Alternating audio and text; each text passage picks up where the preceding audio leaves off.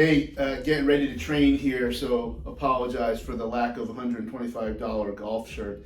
Obviously, when you're in West Palm Beach, you kind of have to do that a lot. But hey, I've got a couple maybe of this exact shirt, but they lived in like a series, and not so long, maybe 3 years ago, so before the mess, somebody came up, introduced me, and they were wearing one of the shirts, not this exact one. I'm like, well, there's only one way that you have that shirt. So, first person that we get a message that correctly identifies where this shirt is from, what year, and where it's from, we'll take care of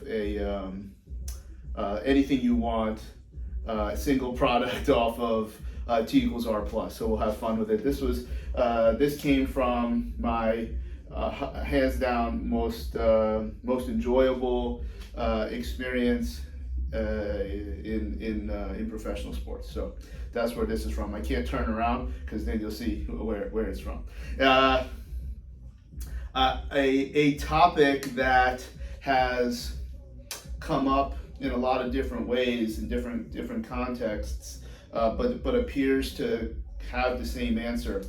A lot of layers to this as usual. So the story will start. I think when you're around someone or something that has particular interest or passion, some form of figurative osmosis, you begin to enjoy what they enjoy, or you like what they like, or you begin to know what they know, because it's a very, very easy conversation to have when you show, number one, when you show interest in what someone else is doing, clearly, but also when you actually have that interest as well, you now turbocharge these two minds into communicating. And that particular topic for me is nutrition. Obviously, when you're married to someone whose life and passion is based around helping people with nutrition as a primary intervention, that osmosis through Allie is something that has impacted me for quite a while. It's also, as I said on camera, and she thinks this is cool, I really don't know why, I have abs because of her. Let me see if this works on camera. I don't know. So as it relates to nutrition, I don't advise on nutrition, and the main reason why is not because I don't understand it. I'm gonna go through some of the things that I understand and how it relates, particularly to rehab recovery, not necessarily other reasons that nutrition is crucial. You'll see how I get there, but other people are just better at it than me, or their education is more extensive at it than me. But it doesn't mean I can't understand. More importantly, I think when we're talking about physical therapy, chiro, anything that's rehab or recovery, remember the only difference between rehab and recovery is the perception of pain and frank tissue damage. So they're really quite the same. And we need to begin that thought process by understanding that rehabilitation of musculoskeletal injuries is constantly always happening. 30 days ago, we can sensationally say that every cell in our body is different, and it keeps turning over, and it keeps turning over and changing with this very reliable process that continues and continues, and then becomes more focal or accelerated when there's an excessive load, an excessive insult, an excessive stressor. And that process of turnover really has to be governed by this fact that everything in the body is made out of proteins. Everything in our body is made out of protein. So that doesn't necessarily mean we need to eat protein, except it kind of does, because when we look at failure and we look at people that aren't recovering, but you think you're doing everything on point from the therapy standpoint, from the training standpoint, we're hammering good ideal concepts of work capacity and hormonal profile through training. We're getting after immune, so we're nailing the sleep piece. We're looking at cardiovascular and understanding what is valuable for this process, and we're looking at mitochondria, and we're putting in the training piece. If one of the most recent ones that really triggered this conversation, I'm dealing with someone that's got a fairly complicated removal of hardware rehab process. I guess, yeah, I kind of do rehab. I'm not rehab enough, but it's just not going quickly. And in terms of the hypertrophy and strength of that quad where he had the issue, and we start to dig a little bit. So hypertrophy per se, but I still put that part of rehab process, but hypertrophy for rehab shouldn't really be any different than some of these body transformations that make people very, very excited. So getting back to protein and a lot of the feedback, we have to look at if you're failing at this rehab process and the person still has high sensitivity to high perception of pain when you don't think they should. You think you're doing everything correctly and you're nailing quite a few things. I think we need to look in the mirror and be like, does nutrition have something to do with this? And I think the answer is a resounding yes. So in my mind, I have said very often before, one of the primary goals of my evaluation process is to try to find something that is as far away from what I do or what I do well. Because if I can get you to a nutrition solution, knowing that I am not the guy that has the nutrition interventions, but I do understand some of the merit and the science, enough to get you into the right place, it has to be right. I think, well, what am I going to do now? Well, hopefully you charged enough money for that consult that it doesn't really matter and you can be in some form of benevolent. Now, most people aren't doing that, and that's a whole nother issue that I think in the next iteration of the T=R mentorship, we'll try to understand that.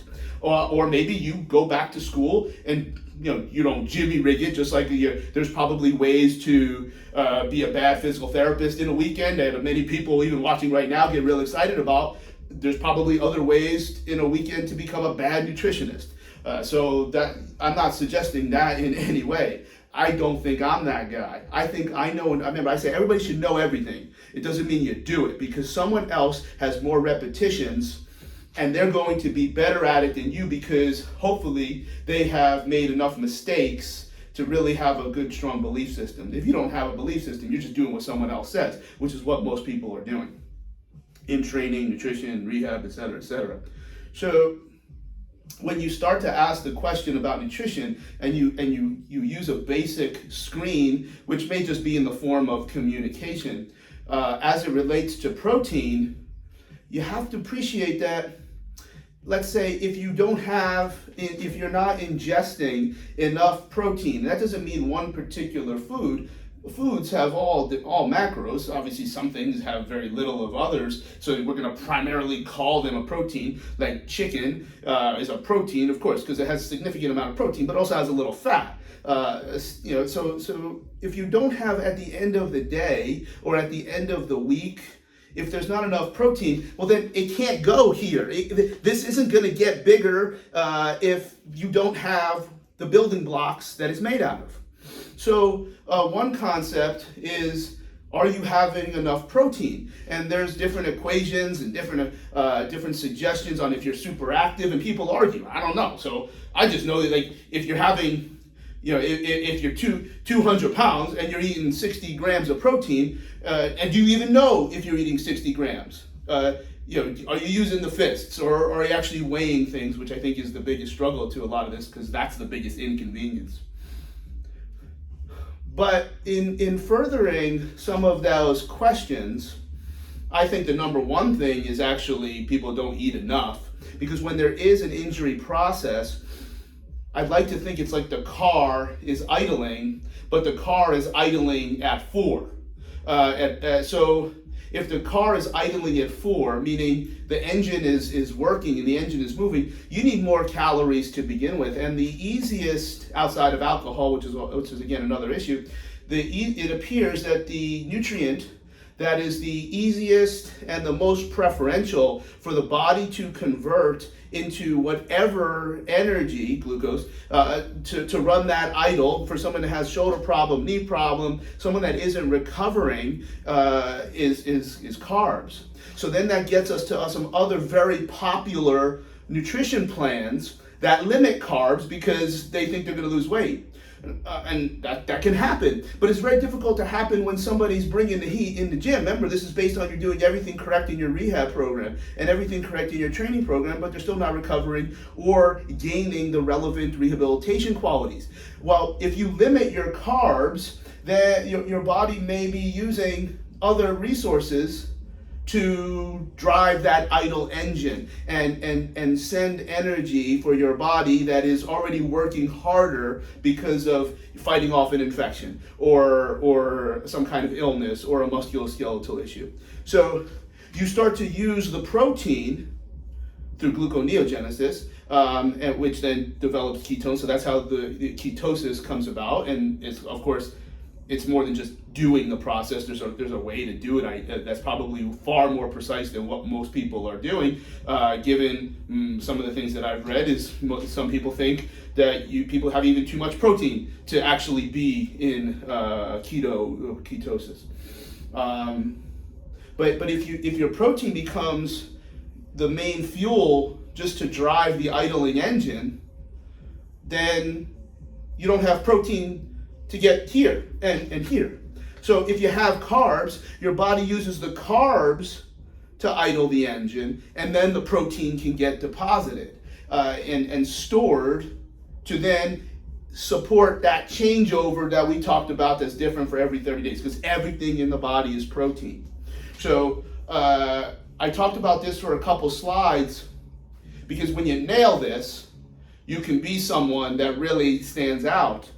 Because I don't know that it's that hard at a surface level to say what I'm saying. I think there's probably layers that are, the levels of biology and physiology and it can get deep. I don't know that those things are always relevant. I think sometimes people, because you can do it in physical therapy, you can talk about research all day. It doesn't really change, somebody's good set of hands or their social content. So I think number one, the equations to determine what someone needs for a normal, healthy idling engine appear to be very similar to the RMR. Is someone eating enough? Number two, are they having enough protein just to start that process? And then carbs. And then usually you'll find that they're probably having too much fat in conjunction with not enough protein and carbs. But the reason that carbs should not be scary is, for me, not coming from a nutrition mindset. It's coming from failure in physical therapy. I've insisted, what course should I take next? What book? The answer is your recent failures should take you to your next exposure. I'm not going to be a nutrition person, but I have to be able to tell someone, hey, the reason you're not improving at the pace that we want is not because I suck. It's not because you're not doing the work that I am advising. You're not doing the work that I'm not advising. I'd like you to connect with so-and-so. I'd like you to read this from this individual. So I'm still in control. That's very important. It's not control to be over somebody. It's control so that there's leadership and there's no mixed messages, which again, people don't understand. You will go to the physician that I refer you to. Trainers, you will tell your clients you'll go to the physical therapist or chiro that you tell them to go to, not the one that's convenient for their insurance or their driving patterns. Because I don't want someone to think I suck. And I am finding that a lot of answers that we think get expressed through musculoskeletal, orthopedic, fitness issues, we want to try to upload them with more orthopedic and fitness solutions. I think the solutions are going to come from nutrition, because usually if you're carrying the ball and you're the primary expert that's managing the entire case, it can't just be what you're good at. It can't just be what you're passionate about. It can't just be what you want it to be. So if we understand even just a little bit of some of these biological concepts as it relates to nutrition, we may find that solutions can be a lot better. So I think that's I'm finding, because I feel confident in communicating it, I feel confident in understanding it. I'm probably at a level that it will be easy for the nutrition person to poke at, but that's fine. Like, poke, you're just mad like that somebody who doesn't have your degree or your lunatic certifications understood it in a very short period of time just by being married to somebody who does understand it and who does help a lot of people with it. So I hope that all makes sense. Number one, are they eating enough overall? Number two, enough protein. Number 5, enough carbs. Number 7, too much fat. I think if we dig on those 4 concepts and just answer the questions, we might see why our rehab or recovery programs are not being turned over as efficiently as we want. I hope that makes sense. And always, if anybody has seen a leprechaun, say, yeah,